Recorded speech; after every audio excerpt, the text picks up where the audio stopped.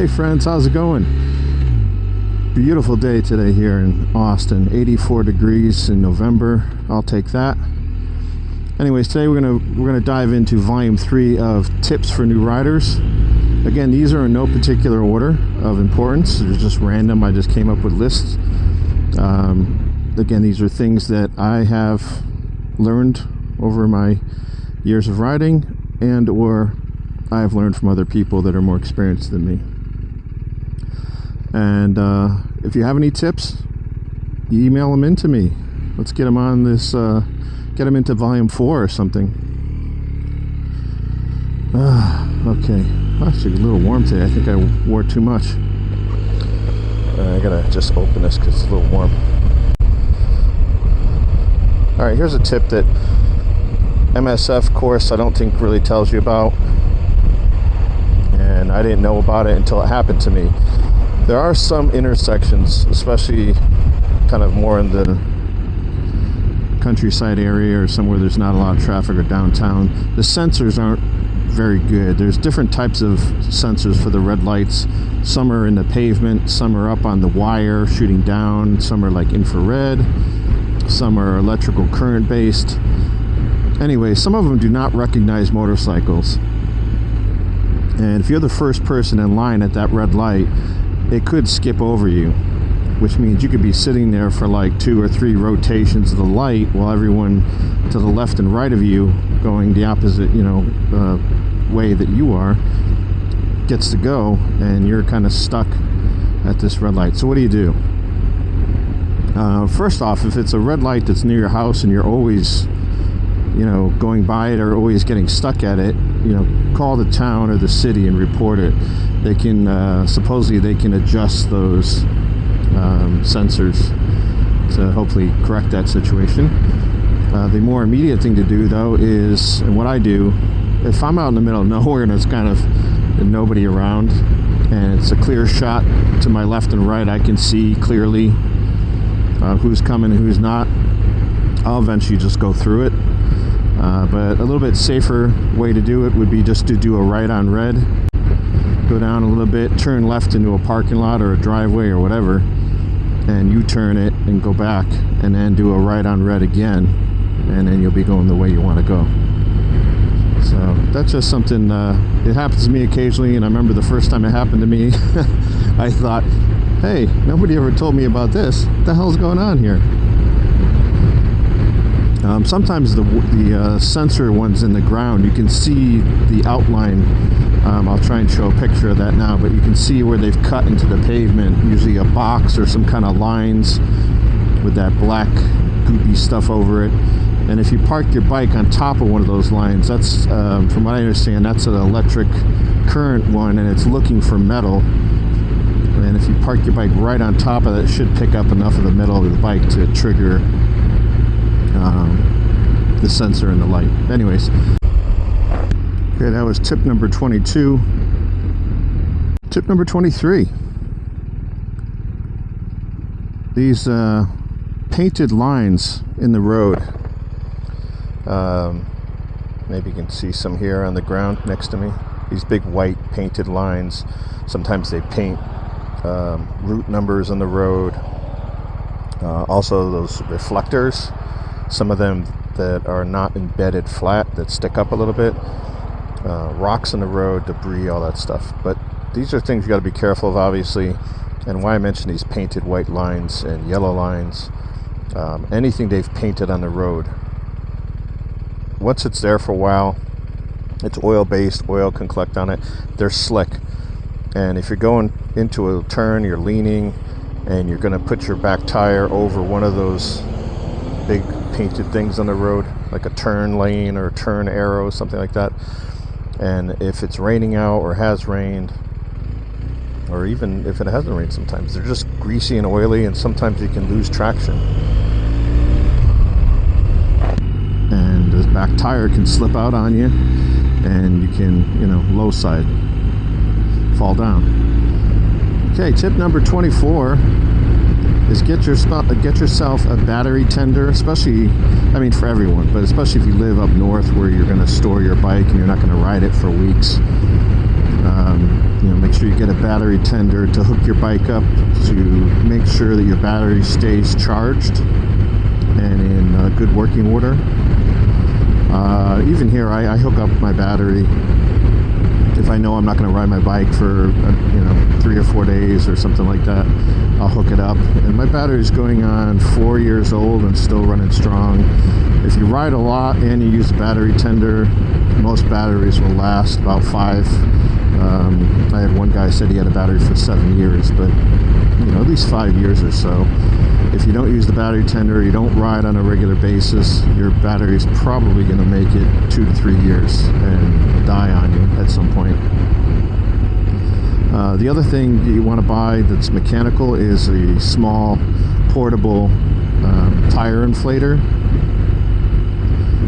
You can, at home, you can have a bigger compressor if you want, but you gotta stay on top of your tires. You gotta make sure that they're inflated to the proper values. Every time I go out riding, I check my tires and I check the oil, make sure the oil's okay. So get a little portable air compressor. And along with that air compressor, of course, you got to get a tire kit, so a patch kit. God forbid you get a nail or something in your tire and you're out on the road. If you have a patch kit, you can patch it up and get yourself back on the way home or wherever you're going. You're supposed to replace your tire if you get, those are supposed to be just a temporary fix, but I know a lot of people, including myself, that have put a plug in the tire and have ridden it for many thousands of miles without a problem. But if you get a nail in your tire on the sidewalls, you're done. You're not going to be able to fix that. Okay, tip number 25. This is a big one, and again, I think one that a lot of people don't think about is never go ride your motorcycle if you're in a foul mood, if you're in a bad mood, if you're depressed or you're just angry, especially if you're angry. Do not ride your motorcycle. That is not a good state to be in. Riding a motorcycle takes a lot of focus, and you shouldn't be riding if you're in a bad mood, because that will throw your focus off. If you're angry, you might ride more aggressively than you should be. You might go too fast. People that cut you off, you might tend to get like road rage and just be like, what the hell, man? Just go nuts. So riding should be enjoyable. For me, it's a form of like almost moving meditation. It's supposed to be fun, but make sure you don't ride in a foul mood. Okay, tip number 26 is relax. It's common for new riders to be very tense because you're afraid. You're nervous, and you tense up your grip in your arms and your shoulders and your neck and your back. Just remind yourself, and I still do it. I still have to remind myself sometimes, hey, relax, dude. Sometimes I get on a road that I've never been on before, and it's curvy and twisty, and I get excited, and I kind of clamp down on the grips and really get tense and get into the turns and stuff. But that's just going to cause you, achy neck, achy shoulders, achy arms, numbness in your hands. So what you want to do is just tell yourself relax. So you start with your neck and shoulders, down your arms and down your hands. You shouldn't have a death grip on your handlebars. And then squeeze the bike with your legs. Make sure you pull those legs in. Don't ride around with your legs sticking out like chicken wings and your feet sticking out like duck feet. Toes should be pointing forward. Balls of your feet should be on the pegs, and then when you need to change gears or use the brake, you just move your foot forward and do it. If you're on a cruiser, then most people tend to, if you got forward controls, the heel of your shoe will be on the peg most likely. So just different riding positions. But again, kind of relax yourself, squeeze the bike with your legs, use your core, your stomach and back muscles to kind of keep you upright and keep you in or as part of the bike. Again, cruisers have a little bit different riding position than my bike and other sport bikes or naked bikes or cafe racers, etc. But use your core, and kind of relax the grip. And you'll notice right away, once you tell yourself, hey, relax, you're like, oh yeah, I forgot. And like I said, it happens to me all the time. Okay, tip number 27, tinted visors. A lot of people like to buy tinted visors because they look cool, but if you're going to ride at night and you've got a tinted visor on, that's not cool, because you're not going to be able to see very clearly. Everything's going to be very dark. Even if you have a visor that's kind of transition, those are not as clear as a clear visor. Even when the transition part is at its clearest, it's still a little darker. I wear glasses, so my glasses are transition lenses, and which are great because during the day I ride around, they darken up for me. And I also have the visor I can use too to bring down a little bit more darkness if I need to, if the sun's too strong. But at night, riding home with these, I have a clear visor, which is no problem. You know, turn that up, and my glasses will be as clear as possible because it's nighttime, there's no sun, but they're still not as clear as my other glasses that are just not transitions. And so if I know I'm going out and I'm going to ride around at night, like I'm going to go somewhere and then I'm going to ride home, it's going to be dark, I'll bring my other glasses with me and I wear those home just so it's I have a more clear. So just think about that before you go buying a tinted cool visor. I mean, because they do look cool, but or buy a helmet that's like this one that has the most of them have the sun visor built in. A lot of helmets do.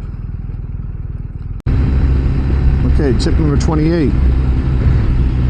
Make sure you can pick up your motorcycle by yourself.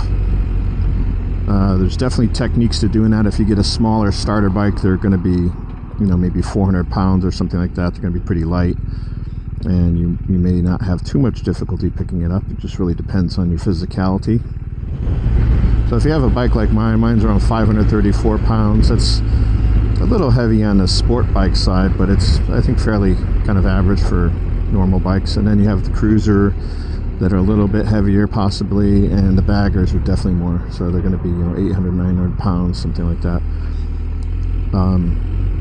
Those are really hard to pick up, but there's a technique to it. I'm riding, so I'm not going to show you that, and I don't want to lay my bike over just to demonstrate that. But on YouTube, there's plenty of people that show you how to pick up your bike properly. Kind of using a reverse squat. Put your back up against the bike, squat down, use your legs, and then walk the bike. Drive upwards and push the bike up and back until you can get it on the kickstand. So maybe I'll link a couple of videos that have some good techniques, and you can check those out. But that's another thing a lot of people don't think about. If you drop the bike and you're by yourself and you're out in the middle of nowhere, if you can't pick it up by yourself, you're screwed. Hopefully you can wait and someone will drive by and stop and help you, but so it's important to make sure you can do that. Okay, tip number 29. Keeping your bike clean. So my bike is fairly clean. I get compliments sometimes. People say, wow, your bike, how do you keep it so clean? I only wash my bike, I think, twice a year. Again, I don't ride around in the rain and the muck. It gets dusty here though in Texas, especially with the pollen seasons with oak and cedar and whatnot. And then riding around on the fun country back roads, there's a lot of dust and dirt that kicks up. So the bikes do get dirty, and bugs too, especially if you're riding closer to dark or riding at night. Your bike's just going to get covered with bugs. So what I do in between, I wash it a couple times a year, and that's real, get all the nooks and crannies and get the brushes out, and it really takes a long time. And this bike, for some reason, it does have lots of nooks and crannies, and it's hard to wash it. So what I do every ride or every other ride, it really depends. I'll just take a bottle of distilled water and I spray the bike down, especially the front where the bugs hit and stuff. And I just let that distilled water sit on the bike for a little bit. Then I take a microfiber cloth and I wipe it down. Then I take another microfiber cloth that's clean and dry, and I wipe all the streaks off. And that keeps the bike really clean, as long as you keep up on it. If you don't do that and you let it build up on you, then it's going to be a lot harder to clean. And, you know, sometimes weird stuff gets on your bike, like sap or some sticky stuff or whatever, and then you need to do a little bit, get some goo gone. God, it's hard to say with my helmet on. But that's my, I don't even know if it's a secret, but distilled water doesn't have any minerals in it, so when the water dries, it doesn't leave spots. So if you wash your bike with a garden hose, if you don't get that water off your bike quick, and especially if you're in the sun, you'll see that you get those little white dry marks from the calcium and lime and different things that's in the water. And here in Texas, we have hard water, so we have a lot of minerals and stuff in the water. So I just buy a big jug of distilled water at the store. It's real cheap, and I fill up a little spray bottle, and that's what I use. Tip number 30. Yeah. All right, so this is driving towards an intersection. You have a green light. There's a car in front of you, but across from you, there's a lane that, you know, cars are going to want to turn left in front of you. And if you're at an intersection that has the yield, which means they're going to turn left as soon as they feel it's free. They're not waiting for like a green light arrow or anything like that. If there's a car in front of you, make sure you're not behind the car directly, because that person that's in front of you that wants to turn left is not going to be able to see you. So what I do when I come up to an intersection like that, I typically pull as close as possible to the yellow double line and make sure that I'm visible behind that car. So that car that wants to turn left and cut in front of us doesn't turn right after that car and then hit me. So, you know, again, move over as close as you can to the yellow line and make sure you can see that car visibly, and hopefully they can see you. I always ride with my high beam on. You know, some people flash at me occasionally, but I want to be seen. So day or night, I got the high beams on. At night, if I'm on a big road with lots of lighting, I'll turn it down to normal. But if I'm on a regular kind of side road or back road, definitely have the high beams on. Okay, this is tip number 31. It's pretty simple. It's getting on and off a motorcycle. So the trick here, though, is it depends on how tall you are, how tall your bike is.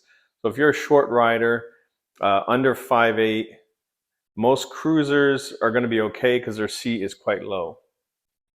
This seat is about 31 inches. Some bikes get up quite high, like the BMW GS adventure bike. That's quite a high seat. I can't flat foot that. I'm on my tiptoes. So this bike I can flat foot. But regardless, I have this pod, and that's quite high. You got to get your leg over that. So unless you're like Kung Fu karate expert, swinging your leg over this isn't that easy. So here's an easy way to do it. Use the foot pegs. They can hold your weight. So you put your left foot on the foot peg, grab the handlebars, and stand up. The bike won't fall over as long as the kick stands down. And then you just put your leg over. Sit down. It's quite easy. Same thing getting off. Ta-da. Now watch, if I don't do that, that's an extra foot of space that I gotta, see, I gotta get my leg over this. Yeah, oof.